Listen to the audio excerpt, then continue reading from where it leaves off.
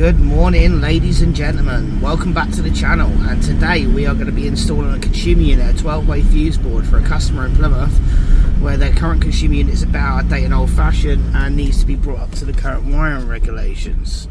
So what we're going to do is we're going to be installing RCBOs on this consumer unit to ensure that they have diversity between all circuits, and 30 milliamps of earth leakage on each circuit of us, to say if we had a dual RCD fuse board and we had two socket circuits on one RCD. Also these new smart lights as well, things like laptops chargers, phone chargers, computers, TVs, they all leak a tiny bit of earth leakage back to earth. To counter this, you know, with a dual RCD board you've only got 30 milliamps per several circuits, but with an RCBO consumer unit, each RCBO, if with a 30 milliamp RCBO that is, if that's what's been fitted, then you would have 30 milliamps of earth leakage available on each circuit. So stay tuned for this one. I'll try and show you as much as I possibly can, and I'll take you along for the journey. Don't forget, like, comment and subscribe.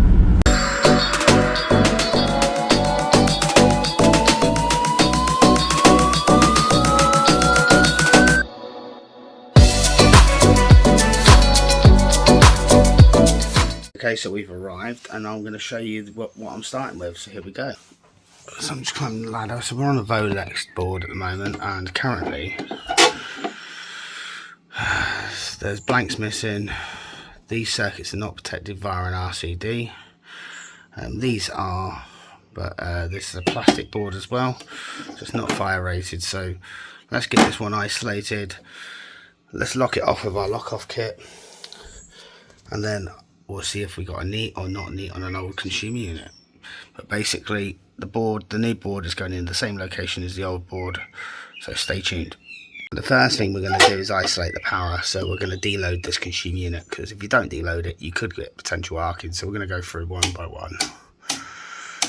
So that's everything off the non-RCD side. It appears I've got a security alarm, to be quiet in a minute.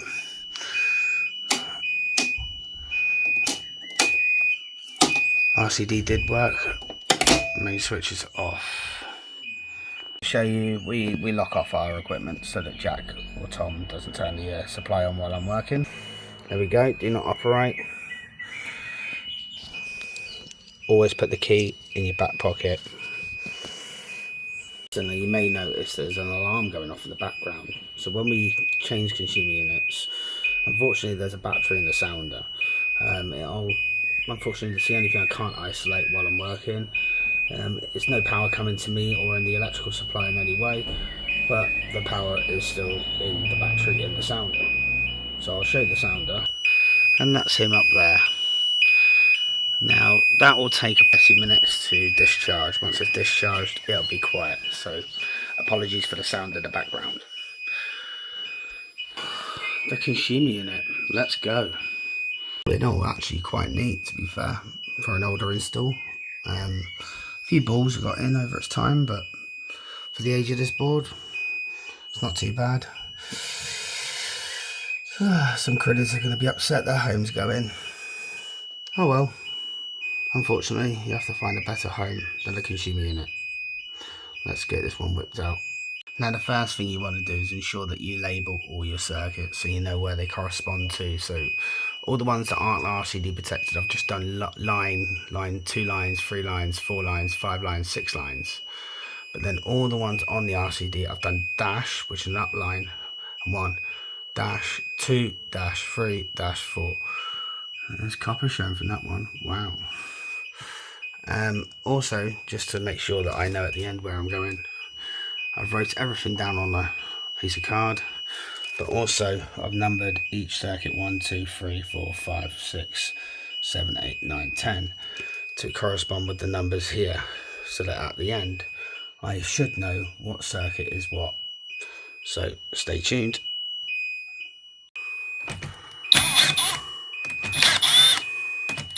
So we'll whip this, it's like an electric screwdriver, a drill driver.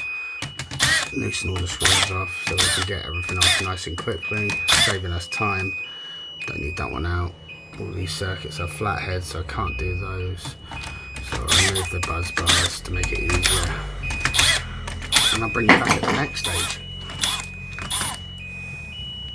So this is our new consumer unit, the Hager, and we've got our old board now took off the wall.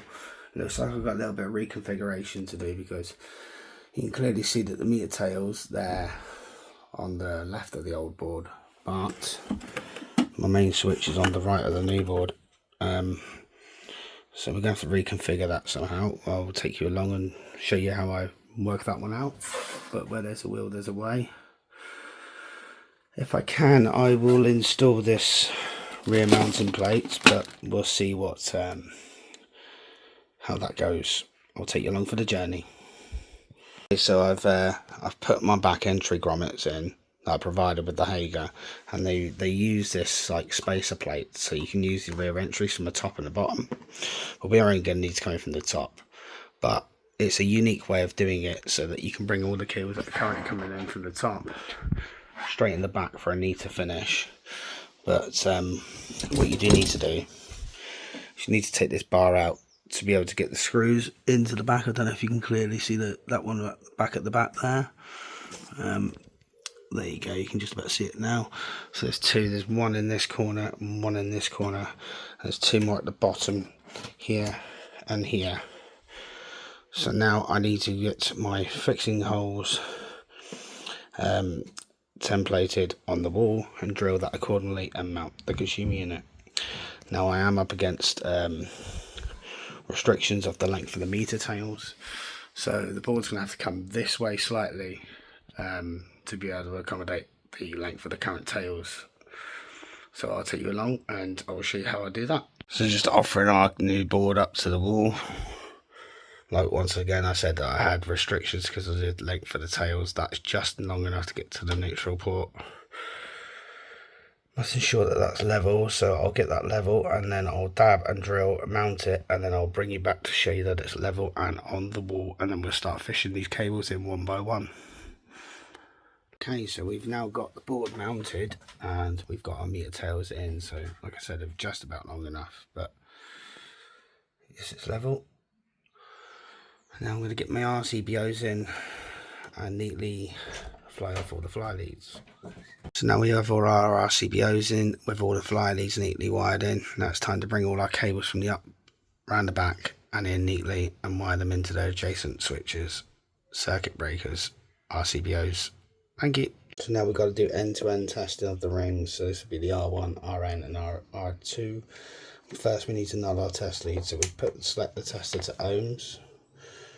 And then we're going to put the crocodile clip, so we need to go on the length side of each side. So we'll join them together like this.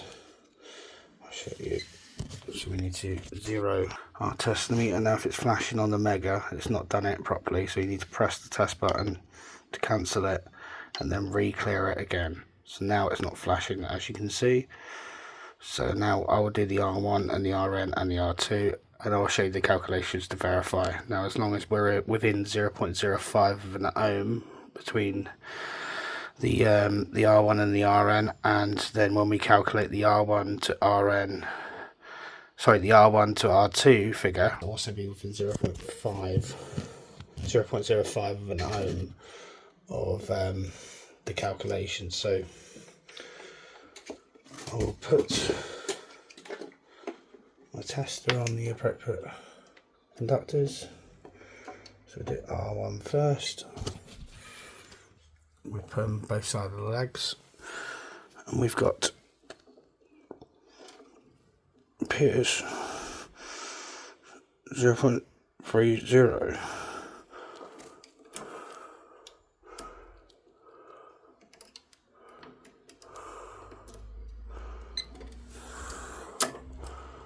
Ignore that last one, that was me moving the clips over. 0.27, and that's on the RN. And now we're going to put it on the R2, which is the CPC or earth conductor. Both sides 0.48. So we had a figure of 0.30 on the RN, sorry, the R1. The RN was 0.27 and the R2 was 0.48. Now, the difference between the R1 and the RN is within 0.05, so that's fine. We take the lower figure and we times that by 1.67. That gives us 0.45. But we were only 3 ohms higher, so that's also acceptable.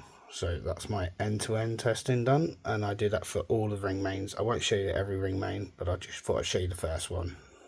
So we finished the board. We've done as neat as we can with an old school install. Obviously we're mixing old wires with new wires, and I can only go on how long some of the current cables are, so I've done my best with it. I've kept it as neat as you possibly can. Everything's identified, everything's in the right holes. All the fly leads drop down the bottom, and all the excess cables have gone up the top.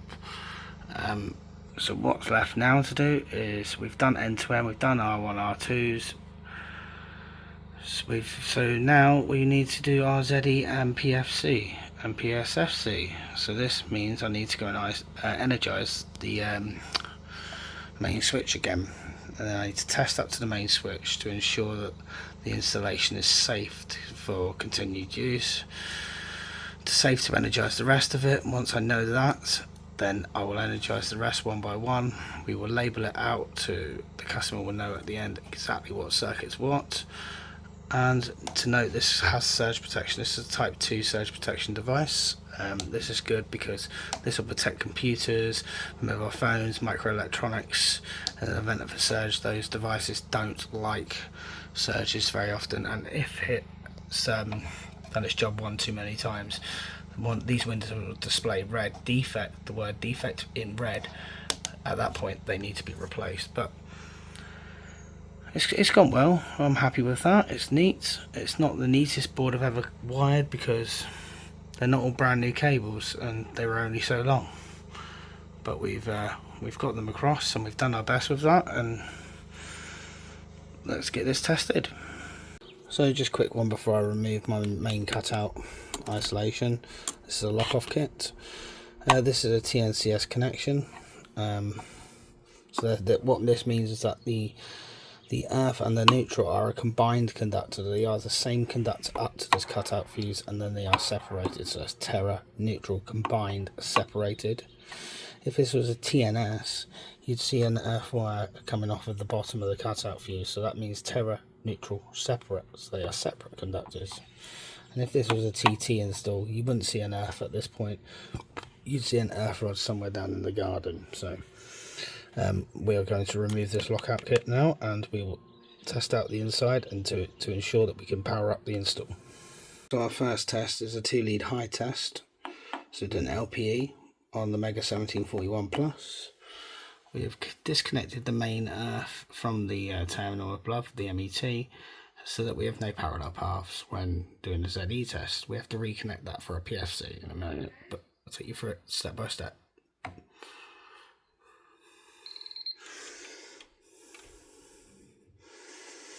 .18, the maximum on a TNCS is 0.35. I will connect the main earth and we'll have to do it again to get PFC. We cannot write this figure down, but stay tuned and I will get you the PFC and the PSFC. To get the PFC we had to reconnect the main earth, so now we're doing a PFC, once again live to earth.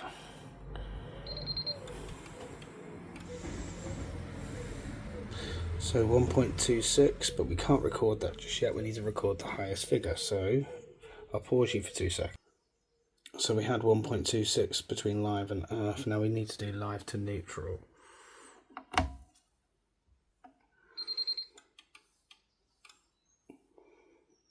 So it'll be 1.26 Ka, because 933 amps is less than 1.28. Less than the PFC, so this is PSFC, but we'll record the PFC on this occasion. It's time to energize our board.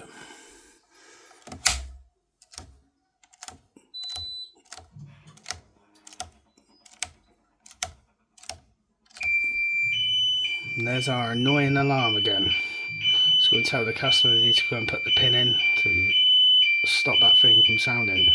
So thanks for watching, guys. On this video, unfortunately, I can't show you the ZS testing and the RCD testing because the customer didn't want me to record while walking throughout the whole of their property, and they're quite entitled to that as their own property.